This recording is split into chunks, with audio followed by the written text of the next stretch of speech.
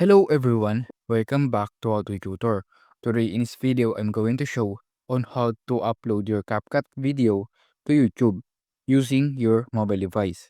So let's get started.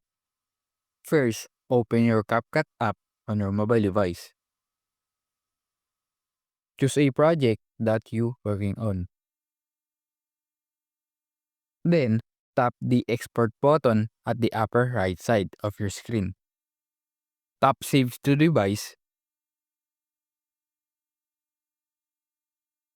After that, open your YouTube app. At the bottom, click the upload icon. Then, choose your Capcut video here. Click next at the bottom right side. Right here, you can add details like titles.